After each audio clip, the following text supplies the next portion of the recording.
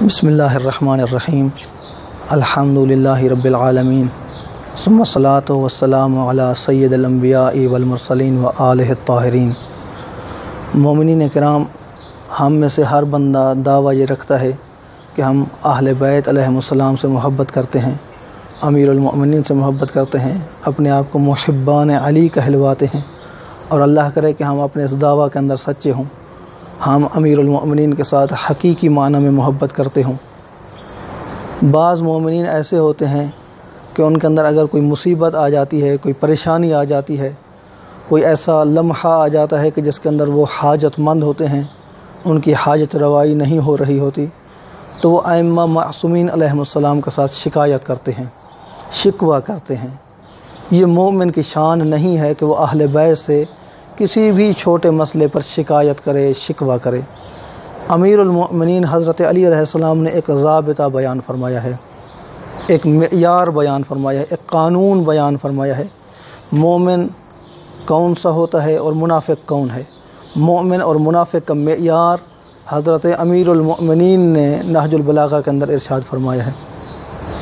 نہج البلاغہ کے تیسرے حصے کے اندر جہاں مختصر فرامین موجود ہیں، حکمت نمبر 44 کے اندر 44 کے اندر یہ بیان کیا گیا ہے کہ مومن کا معیار کیا ہے اور منافق کا معیار کیا ہے۔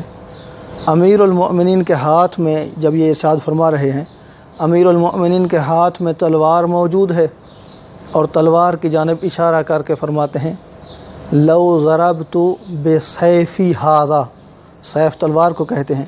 امیر المؤمنین فرماتے ہیں اگر میں اپنی اسی تلوار کے ساتھ، اور تلوار کی جانب اشارہ کرتے ہیں، لو ضربت بسیفی ھذا علی خیشوم المؤمن، فرماتے ہیں اپنی یہی تلوار اگر میں مومن کے ناک پر چلا دوں۔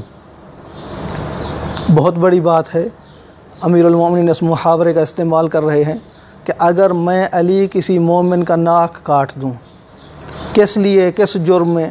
کہ وہ نماز نہیں پڑھتا ہے، روزہ کو انجام نہیں دیتا ہے، حج نہیں کر رہا ہے، اللہ کے کسی واجب کو ترک کر رہا ہے۔ فرماتے ہیں نہیں، اس وجہ سے نہیں، علی ان یبغضنی، میرا مقصد صرف اور صرف یہ ہو کہ یہ بندہ جو میرے ساتھ محبت کرتا ہے، اس کی محبت بغض میں تبدیل ہو جائے۔ فرماتے ہیں ما ابغضنی، یہ نہیں ہو سکتا ہے، وہ میرے ساتھ بغض نہیں کرے گا۔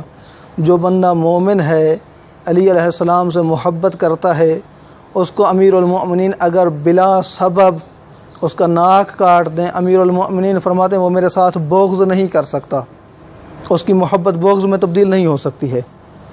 اللہ کرے ہمارا ایمان بھی اس منزل پر فائز ہو، ہم بھی اس ایمان کے درجے پر ہوں کہ ہماری زبان پر شکایت کبھی نہیں آنا چاہیے۔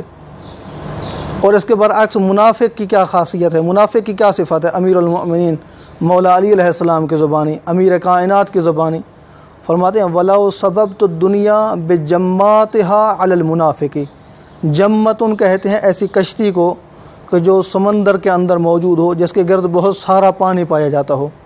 یہ کنایہ ہے کہ اگر مکمل کائنات، مکمل دنیا، مکمل ہیرے جواہرات، مکمل دولت، فرماتے ہیں اگر منافق کی جھولی میں ڈال دیے جائیں، وَلَوْ سَبَبْتُ الدُّنْيَا بِجَمَّاتِهَا عَلَى الْمُنَافِقِ، اگر منافق کی جھولی میں مکمل کائنات ڈال دی جائے، عَلَىٰ أَن يُحِبَّنِي مَا أَحَبَّنِي، فرماتے ہیں میرا مقصد صرف اور صرف یہ ہو دولت دینے سے کہ یہ منافق جو میرے ساتھ بغض کرتا ہے، یہ میرے ساتھ محبت کرنے لگ جائے۔ فرماتے ہیں اس کا بغض محبت میں تبدیل نہیں ہوگا۔ وجہ کیا ہے اس کی؟ فرماتے ہیں لِأَنَّهُ قُضِيَ فَانْقَضَى عَلَى لِسَانِ النَّبِيِّ الْأُمِّي صلی اللہ علیہ وآلہ وسلم، فرماتے ہیں یہ فیصلہ پیغمبر اسلام کی زبان سے ہو چکا ہے، اللہ کے رسول نے یہ فیصلہ فرما دیا ہے، سرکار رسالت مآب نے یہ فیصلہ فرما دیا ہے۔ سرکار رسالت مآب ارشاد فرماتے ہیں یا علی لا یبغضک مؤمن، فرماتے ہیں کہ یا علی تمہارے ساتھ مومن کبھی بغض نہیں کر سکتا ہے، ولا یحبک منافق، فرماتے ہیں جو منافق ہے وہ تمہارے ساتھ محبت نہیں کر سکتا ہے۔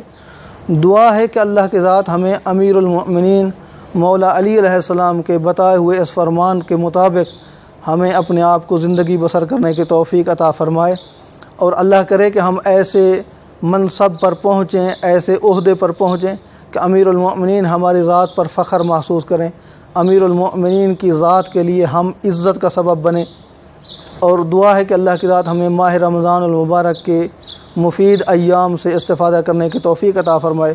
والحمد للہ رب العالمین۔